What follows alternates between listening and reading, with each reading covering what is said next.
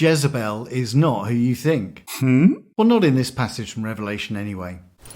In verse 20, Jesus says through John, "But I have this against you, that you tolerate the woman Jezebel, who calls herself a prophetess. By her teaching, she leads astray my servants into acts of sexual immorality and the eating of food sacrificed to idols." So does this passage condemn sexual immorality? The church over the last 2,000 years has become obsessed with sex in a really unhealthy way, telling people which relationships are okay to have and which are not, what it's okay to do with other people and what is not okay. And this word fornication gets used time and again from the pulpit as a way to condemn people and what they do. And we've driven people away from faith and put a burden of guilt on them that's too heavy to carry. And a lot of the teaching of the church has been poorly researched too. And this passage in Revelation 2 is a case in point. On first reading, it seems to condemn sexual immorality, but if we go a bit deeper, we see it isn't really about that at all. The name Jezebel is used here as a metaphor. It refers to Jezebel in 2 Kings chapter 9, who was accused of sexual immorality and sorcery.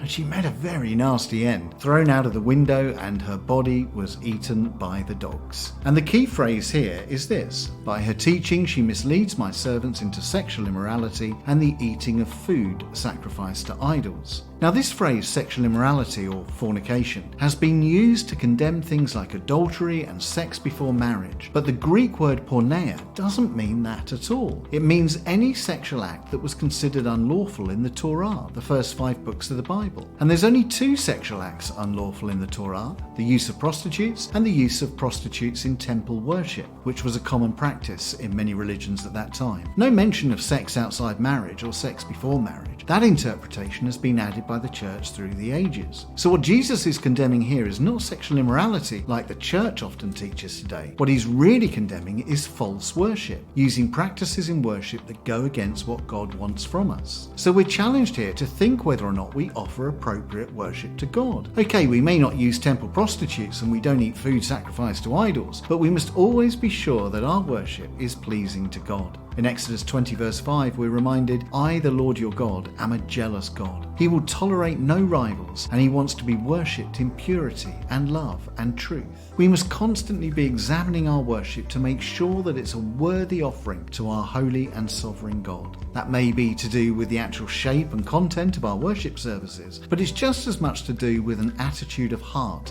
when we worship God. Elsewhere in the New Testament, in the Gospels and 1 Corinthians for example, we're encouraged to search our hearts before we come to worship, to give him the best we have to offer, to have sought reconciliation with others wherever possible, to be humble before him, and so on. It's an honour and a privilege to be able to worship God, and we should give him the best we can. And if we do worship God in spirit and in truth, he promises us a reward in verse 28, "I will give the morning star." The morning star in Greek mythology is Venus, and in Roman mythology, Venus represents sovereignty and victory, which is why so many Roman generals built temples to Venus after they won their battles. So Jesus is promising us that if we stay faithful in worship, we will have victory, we will overcome our difficulties in this life, and we will have an eternity in heaven with him. So this passage serves as a reminder to us that we need to take worship very seriously and honour God appropriately. He is a great God and worthy